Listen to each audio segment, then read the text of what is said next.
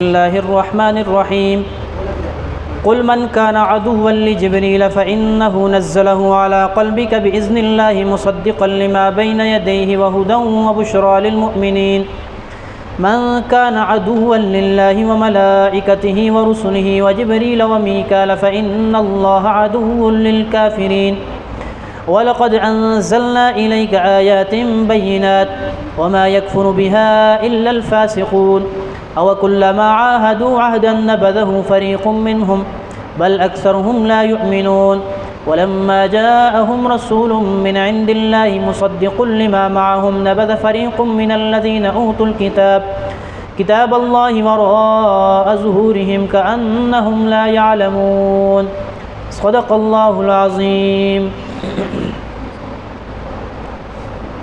یہاں سے یہودیوں کے ایمان نہ لانے کی ایک وجہ بیان فرمائی ہے، جس کا شان نزول یہ ہے کہ مدینے سے کچھ مسافت پر ایک علاقہ تھا فدق، وہاں پہ یہودیوں کا ایک بڑا مدرسہ تھا، ایک بڑا کالج تھا۔ حضور علیہ الصلاۃ والسلام وہاں تشریف لے گئے کہ جا کر انہیں دعوت دوں، تاکہ ان پر اتمام حجت ہو جائے، وہ یہ نہ کہیں کہ ہمارے پاس کوئی آیا نہیں تھا۔ وہاں پر ان کا جو ایک بڑا عالم موجود تھا عبداللہ بن سوریہ، اس سے حضور علیہ الصلاۃ والسلام کی نشست ہوئی، سوالات ہوئے، جوابات آپ نے دیے۔ چنانچہ اس نے آخر میں سوال کیا کہ آپ ہمیں یہ بتلائیں کہ آپ پر وحی کون سا فرشتہ نازل کرتا ہے؟ تو حضور علیہ الصلاۃ والسلام نے جواب ارشاد فرمایا کہ میرے اوپر حضرت جبرائیل علیہ السلام وحی نازل فرماتے ہیں۔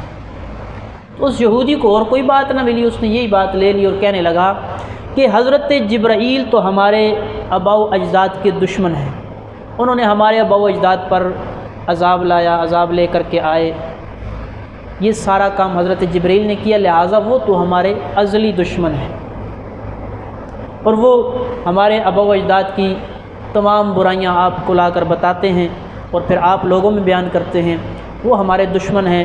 اگر حضرت میکائیل علیہ السلام جو ہیں، جن کے ذمہ ہوا پانی بارشوں کا سلسلہ ہے، وہ اگر وہی لے کر آتے تو پھر ہم ایمان لے آتے۔ تو یہ اس نے اعتراض کیا، تو اللہ تعالیٰ نے جواب دیا، آپ ان سے یہ کہیے کہ حضرت جبرائیل علیہ السلام تو صرف ایک قاصد ہیں، ایک سفیر ہیں، ایک واسطہ بنے ہوئے ہیں، حقیقت میں یہ کلام تو رب العالمین کا ہے، اور جس کے پاس لایا جا رہا ہے وہ رسول رب العالمین ہے، اور حضرت جبرائیل تو صرف ایک واسطہ ہے۔ تو واسطہ جو ہے اور سفیر جو ہے اور ایک قاصد جو ہے، اب اس کو آپ جو ہے متنازع بنا رہے ہیں، یہ بات درست نہیں ہے، کیونکہ کلام رب العالمین کا ہے اور لایا جا رہا ہے حضور اکرم صلی اللہ علیہ وسلم پر۔ تو ان آیات کے اندر اسی بات کو بیان کیا گیا۔ قل، آپ کہہ دیجئے، من کان عدوا لجبریل، جو ہے دشمن جبرائیل علیہ السلام کا، تو جو جبرائیل کا دشمن ہے وہ حقیقت میں رب تعالیٰ کی وحی کا دشمن ہے۔ فإنہ نزلہ، بے شک انہوں نے نازل فرمایا، انہوں نے اتارا، علی قلبک، آپ کے دل مبارک پر، آپ کے قلب اطہر پر۔ کس کو اتارا؟ قرآن پاک کو۔ بِإِذْنِ اللہ، اللہ کے حکم سے۔ تو حضرت جبرائیل تو فقط ایک قاصد ہیں، اور دنیا کے اندر قاصدوں کا احترام کیا جاتا ہے، عزت کی جاتی ہے۔ حضور علیہ الصلاۃ والسلام کے پاس دو قاصد آئے تھے مسیلمہ کذاب کی طرف سے۔ مسیلمہ کذاب وہ ہے جس نے حضور علیہ الصلاۃ والسلام کے مقابلے میں نبوت کا اعلان کیا تھا، نبوت کا دعویٰ کیا تھا۔ اس نے دو قاصد بھیجے آپ علیہ الصلاۃ والسلام کے پاس کہ آپ جو ہے میری نبوت پر ایمان لائیں، میں آپ کی نبوت پر ایمان لاتا ہوں، آدھے عرب پر آپ حکمرانی کریں، آدھے عرب پر میں حکمرانی کرتا ہوں، آپ مجھے اپنے بعد میں اپنا خلیفہ مجھے مقرر کر کے جائیں۔ یہ چند شرائط دے کر اس نے بھیجی۔ حضور علیہ الصلاۃ والسلام نے جب سنا، حضور علیہ الصلاۃ والسلام کا رنگ سرخ ہو گیا، اور آپ علیہ الصلاۃ والسلام نے فرمایا کہ یہ عالمی قانون ہے، دنیا کا قانون ہے کہ قاصدوں کا احترام کیا جاتا ہے، سفیروں کا احترام کیا جاتا ہے۔ اگر یہ قانون اس طرح لوگوں کے اندر معروف نہ ہوتا تو میں تم دونوں کو بھی قتل کر دیتا، ان میں دو آئے تھے، ایک سمامہ بن اسال اور ایک عبداللہ بن نواحہ، یہ دو بندے آئے تھے۔ چنانچہ حضرت عبداللہ بن مسعود رضی اللہ تعالیٰ عنہ جب کوفے کے گورنر بنے تو آپ نے وہاں پر دیکھا کہ یہ عبداللہ بن نواحہ نامی شخص جو ہے یہ گھوم رہا تھا وہاں پہ۔ آپ نے اسے غور سے دیکھا اور اسے بلایا اور پوچھا کہ تو وہی ہے کہ جو مسیلمہ کذاب کی طرف سے قاصد بن کر کے آیا تھا؟ اس نے کہا جی میں وہی ہوں۔ تو آپ نے فرمایا کہ تو ابھی بھی مسیلمہ کذاب پر ایمان رکھتا ہے کہ نہیں رکھتا؟ تو اس نے کہا کہ میں رکھتا ہوں، اسی طرح رکھتا ہوں۔ چنانچہ آپ نے اسے دعوت فکر دی کہ تو ایمان لے آ، تو اسلام کو قبول کر لے۔ اس نے کہا کہ میں اس بارے میں کچھ نہیں کہہ سکتا۔ تو چنانچہ حضرت عبداللہ بن مسعود رضی اللہ تعالیٰ عنہ نے اس منکر ختم نبوت کو کوفے کے بازار کے اندر سولی پر لٹکا دیا کہ یہ حضور علیہ الصلوۃ والسلام کی ختم نبوت کا انکار کرنے والا ہے۔ تو حضور علیہ الصلوۃ والسلام نے کیوں احترام فرمایا کہ یہ ایک قاصد ہے۔ اور حضرت عثمان رضی اللہ تعالیٰ عنہ کا واقعہ آپ دیکھ لیں، وہ جو بیعت رضوان کا واقعہ پیش آیا وہ اسی وجہ سے کہ حضور علیہ الصلوۃ والسلام کے قاصد کو شہید کرنے کی اطلاع مل گئی، آپ کا جو سفیر تھا اس کو قتل کرنے کی اطلاع ملی۔ تو قاصدوں کا احترام اس زمانے میں بھی تھا اور آج کے زمانے میں بھی یہ احترام کیا جاتا ہے کہ کوئی کسی ملک کا قاصد دوسری جگہ چلا جائے تو اس کو عزت کی نگاہ سے دیکھا جاتا ہے۔ تو حضرت جبرائیل علیہ السلام بھی رب تعالیٰ کی طرف سے قاصد بن کر کے آئے ہیں۔ فَإِنَّهُ نَزَّلَهُ عَلَىٰ قَلْبِكَ، بے شک انہوں نے نازل فرمایا آپ کے قلب اطہر پر، آپ کے دل مبارک پر، بِإِذْنِ اللَّهِ، اللہ کے حکم سے۔ تو جو چیز نازل ہوتی ہے، جو چیز انسان یاد کرتا ہے وہ دو طرح سے ہوتی ہے۔ ایک تو یہ کہ انسان اس چیز کو زبان سے پڑھے، زبان سے پڑھنے کے بعد جب وہ پڑھتا رہتا ہے تو وہ اس کے دل و دماغ کے اندر اتر جاتی ہے، یہ اتنی مضبوط نہیں ہوتی۔ دوسری صورت یہ ہے کہ اس کا نزول براہ راست دل پر ہو۔ تو قرآن کا جو نزول ہوا ہے وہ حضور علیہ الصلوۃ والسلام کے دل پر ہوا ہے، آپ کے قلب اطہر پر ہوا ہے، اس کے بعد سے آپ کی زبان پر یہ قرآن جاری ہوتا تھا۔ اس لیے جس طرح آج ہم حفظ کرتے ہیں، قرآن کو یاد کرتے ہیں، تو ہمارا سلسلہ اور ہے کہ زبان سے پڑھتے ہیں پھر وہ دل و دماغ میں بیٹھتا ہے، لیکن حضور علیہ الصلوۃ والسلام تو اس طرح یاد نہیں کرتے تھے، وہی آتی تھی اور آپ بیان فرما دیتے تھے۔ اس کی وجہ یہی تھی کہ وہ قرآن پہلے آپ کے دل پر آتا تھا اور پھر آپ زبان سے اسے ادا فرماتے تھے۔ قرآن کی آگے چند صفات بیان فرمائی ہیں۔ مصدقاً، قرآن تصدیق کرنے والا ہے، لما بین یدیہ، ان کتابوں کی جو اس سے پہلے نازل ہوئی ہیں، وہدن، اور قرآن ہدایت ہے، رہنمائی کرنے والا ہے، صراط مستقیم دکھانے والا ہے، وبشریٰ للمؤمنین، اور خوشخبری ہے مومنوں کے لیے، یہ مومنوں کو جنت کی خوشخبریاں سناتا ہے۔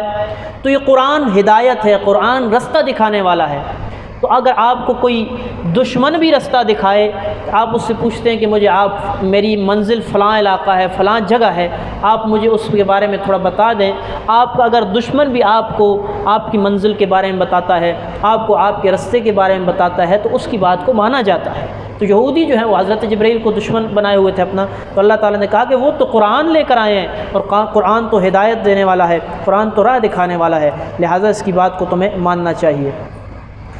من کان عدوا للہ، من کانا، جو شخص ہو جائے، عدوا، دشمن، للہ، اللہ کا، وملائکتہ، اور اس کے فرشتوں کا، ورسلہ، اور اس کے رسولوں کا، وجبریل، اور حضرت جبریل کا، ومیکال، اور حضرت میکائیل علیہ السلام کا، فإن اللہ عدو للکافرین، پس بے شک اللہ تعالیٰ بھی دشمن ہے کافروں کے۔ تو اللہ تعالیٰ کافروں کے دشمن ہے، تو مسلمان کو بھی، مومن کو بھی کافر کو اپنا دشمن سمجھنا چاہیے، کافر کو اپنا دشمن سمجھنا چاہیے، دلی طور پر اس سے محبت نہ ہو۔ تو یہاں سے یہ بھی پتہ چلا کہ جو اللہ اور اللہ کے رسول سے دشمنی کرنے والے ہیں، جو اللہ والوں سے دشمنی کرنے والے ہیں، فرمایا کہ وہ اللہ تعالیٰ کے ساتھ حقیقت میں دشمنی کرنے والے ہیں۔ اس لیے حضور علیہ الصلوۃ والسلام نے فرمایا من عادى لي وليا فقد آذنته بالحرب، کہ اللہ تعالیٰ ارشاد فرماتے ہیں جس نے میرے کسی ولی سے دشمنی کی تو گویا کہ اس نے مجھے جنگ کے لیے دعوت دے دی۔ تو دو لوگ ہیں جن کے بارے میں اللہ تعالیٰ نے ارشاد فرمایا کہ میں خود ان کے ساتھ جنگ کے لیے میدان میں اتر جاتا ہوں۔ ایک تو سود کھانے والا، اللہ تعالیٰ فرماتے ہیں کہ میں اس کے خلاف میدان جنگ میں اترتا ہوں، اور دوسرا جو اللہ والوں کے خلاف، اللہ والوں سے دشمنی کرے، اللہ اہل اللہ سے بغض رکھے، اللہ تعالیٰ فرماتے ہیں کہ میں ان سے خود دشمنی کرتا ہوں۔ امام اہل سنت رحمۃ اللہ تعالیٰ علیہ نے یہاں پر ایک واقعہ ذکر فرمایا کہ جو انڈیا کا علاقہ ہے بہار، وہاں کے لوگوں کو بہاری کہا جاتا ہے، تو ان کے بارے میں انہوں نے لکھا ہے کہ جب پاکستان بنا تو بہاری لوگوں کو نہ تو پاکستان والے قبول کر رہے تھے اور نہ ہی ہندوستان والے قبول کر رہے تھے۔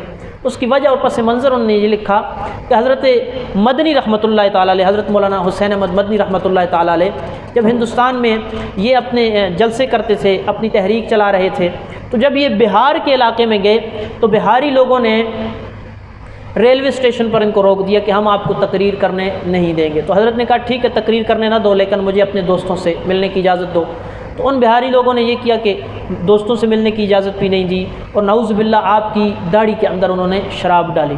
تو یہ بہت بڑے اللہ کے ولی تھے حضرت مدنی رحمۃ اللہ علیہ، ان کی بہت بڑی کرامات ذکر کی جاتی ہیں۔ تو اس کے بعد جو ہے بہاری لوگوں پر زوال آنا شروع ہوا، کیونکہ انہوں نے ایک اللہ کے ولی کو ستایا تھا۔ تو جب ہندوستان بننے لگا تو اس وقت یہ بہاری لوگوں کو نہ تو پاکستان قبول کر رہا تھا اور نہ ہی ہندوستان قبول کر رہا تھا، یہ انہیں دنیا کے اندر سزا ملی۔ اور اس طرح بے شمار واقعات ہیں کہ جو اللہ والوں سے دشمنی رکھتے ہیں، جو حضور علیہ الصلوۃ والسلام سے دشمنی رکھے، یا جو شخص قرآن سے دشمنی رکھے، جو شخص صحابہ و اہل بیت سے دشمنی رکھے، تو اس کو اللہ تعالیٰ دنیا کے اندر عبرت کا نشان بنا دیتے ہیں۔ اللہ تعالیٰ ہمیں بچنے کی توفیق عطا فرمائے۔ فَإِنَّ اللَّهَ عَدُوٌّ لِّلْكَافِرِينَ، پس بے شک اللہ تعالیٰ دشمن ہے کافروں کے، تو لہٰذا مومنوں کو بھی چاہیے کہ کافروں کو اپنا دشمن سمجھیں۔ وَلَقَدْ أَنزَلْنَا إِلَيْكَ آيَاتٍ بَيِّنَاتٍ، اور البتہ تحقیق ہم نے نازل کیا آپ کی طرف آیات بینات، واضح نشانیاں۔ یہودی کیا بہانہ بنا رہے تھے کہ قرآن کو نازل کیا جبرائیل نے علیہ السلام، اس لیے ہم نہیں مانتے۔ تو فرمایا کہ یہ ایک نشانی تھوڑی ہے، حضور علیہ الصلوۃ والسلام کی نبوت کو اگر تم نے ماننا ہے، ایمان لانا ہے، تو اس کے لیے اور بھی بہت سی نشانیاں ہیں، بہت سے معجزات ہیں، بہت سی کرامات ہیں، بہت سے واقعات ہیں۔ ان واقعات کی طرف دیکھ لو، ان معجزات کی طرف دیکھ لو، ان باتوں کی طرف دیکھ لو۔ حضرت جبرائیل علیہ السلام کو صرف تم متنازع شخصیت قرار دے کر سارے ایمان کا انکار نہ کرو، اس لیے فرمایا وَلَقَدْ أَنزَلْنَا إِلَيْكَ آيَاتٍ بَيِّنَاتٍ، اور البتہ تحقیق ہم نے نازل کیا آپ کی طرف آیات بینات، واضح آیات، واضح نشانیاں۔ وَمَا يَكْفُرُ بِهَا، اور نہیں انکار کرتے ان آیات کا، إِلَّا الْفَاسِقُونَ، مگر فاسق لوگ، نافرمان لوگ۔ فاسق کس کو کہتے ہیں؟ کہ جو گناہ کرنے والا ہو، معاصی کرنے والا ہو۔ تو معلوم ہوا کہ گناہوں کے اندر مبتلا ہونا، معاصی کے اندر مبتلا ہونا، یہ انسان کو کفر تک لے جاتا ہے۔ اس لیے گناہوں سے، معاصی سے اپنے آپ کو بچانا چاہیے، اور اللہ تعالیٰ میں بچنے کی توفیق عطا فرمائے۔ او کلما عاہدوا عہدا، او کلما، جب کبھی بھی، عاہدوا، ان یہودیوں نے وعدہ کیا، عہدن، کوئی وعدہ، نبذہ، پس پھینک دیا اس وعدے کو، فریق منہم، ان میں سے ایک فریق نے، ایک گروہ نے، ایک جماعت نے۔ تو فرمایا کہ یہ جو ابھی بہانہ بنا رہے ہیں کہ حضرت جبرائیل سے ہماری دشمنی ہے تو ہم قرآن کو نہیں مانتے، ہم آپ کی نبوت پر ایمان نہیں لاتے، یہ تو ایک بہانہ بنا رہے ہیں۔ ان کے آباء و اجداد کی تاریخ دیکھی جائے تو جب بھی انہوں نے کوئی وعدہ کیا ہے، جب بھی انہوں نے کوئی بات کی ہے، تو ہمیشہ اس سے مکرتے رہے ہیں، اس وعدے کو توڑتے رہے ہیں، وعدہ خلافی کرتے رہے ہیں۔ یہ کوئی آج کی بات نہیں ہے۔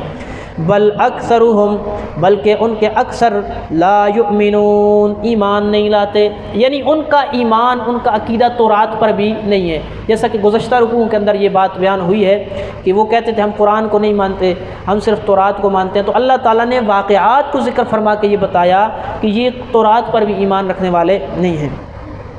وَلَمَّا جَاءَهُمْ، اور جب بھی آئے ان کے پاس، رسول من عند اللہ، اللہ کی طرف سے، جو تصدیق کرنے والے ہیں، لما معہم، اس کتاب کی جو ان کے پاس ہے، نبذا، پس پھینک دیا، فریق، ایک جماعت نے، من الذین، ان لوگوں میں سے، اوتوا الکتاب، جنہیں کتاب عطا کی گئی۔ تو یہ یہودیوں کا پرانا طریقہ ہے کہ جب بھی انبیاء کرام ان کے پاس آتے تو ان کو آ کر وہ دعوت دیتے، وہ احکامات سناتے، وہ پھر کیا کرتے تھے؟ اس کا انکار کرتے تھے۔ یہ ان کا پرانا شیوا ہے، یہ ان کی پرانی عادت ہے، لہٰذا آپ کو پریشان ہونے کی ضرورت نہیں ہے۔ کتاب اللہ، اللہ کی کتاب یعنی تورات، وراء ظہورہم، ان کے پیٹھ کے پیچھے ہے۔ کیا مطلب؟ کہ انہوں نے اس کتاب کو اپنے پس پشت ڈال دیا ہے، اس کے احکامات کو اپنے پیچھے ڈال دیا ہے کہ ان احکامات کی طرف توجہ نہیں کرتے، ان احکامات پر عمل نہیں کرتے۔ کأنہم لا یعلمون، گویا کہ وہ جانتے ہی نہیں ہیں، اس کتاب کو جانتے نہیں ہیں، اس کتاب کا علم ہی نہیں ہے۔ یہ اپنے انبیاء کے زمانے میں بھی اور حضور علیہ الصلوۃ والسلام کے زمانے میں بھی یہ فیصلے جو بھی کرتے تھے تورات کے خلاف کرتے تھے۔ جیسے آج ہمارے جتنے فیصلے ہوتے ہیں وہ قرآن کے خلاف ہوتے ہیں۔ تو یہ ساری کی ساری باتیں اللہ تعالیٰ ذکر کر رہے ہیں یہودیوں کی، اور سمجھا رہے ہیں مسلمانوں کو کہ تم نے یہ کام نہیں کرنے۔ لیکن مسلمان اس زمانے میں چونکہ انہی کاموں کے اندر پڑا ہوا ہے، اور وہی ذلتیں اور رسوائیاں جو اس وقت یہودیوں پر تھیں وہ مسلمانوں پر آ رہی ہیں، اور دن بدن جو ہے مسلمان زوال کی طرف جا رہے ہیں۔ اس کی اصل وجہ یہی ہے کہ ہم نے قرآنی تعلیمات کو، قرآنی احکامات کو اپنے پس پشت ڈال دیا ہے۔ کتاب اللہ وراء ظہورہم، کہ جس طرح یہودیوں نے اپنی کتاب تورات کے احکامات کو اپنے پس پشت ڈال دیا تھا۔ حالانکہ اگر وہ تورات کی بات کو مانتے تو تورات کے اندر ہی یہی بات ذکر تھی کہ تم رسول اللہ پر ایمان لاؤ، تم نبی آخر الزمان صلی اللہ علیہ وسلم پر ایمان لاؤ، اور جو ان پر کتاب نازل کی گئی ہے اس کتاب پر ایمان لاؤ۔ لیکن انہوں نے اس بات کو نہیں مانا۔ کأنہم لا یعلمون، یہ ایسا ہی ہے، ان کا معاملہ کتاب کے ساتھ ایسا ہی ہے کہ جیسے وہ اس کے احکامات کو جانتے ہی نہیں ہیں۔ اللہ تعالی ہمیں سمجھنے کی، عمل کرنے کی توفیق عطا فرمائے۔ واخر الحمدللہ رب العالمین، والصلاة والسلام علی سید المرسلین وعلی آلہ وسلم۔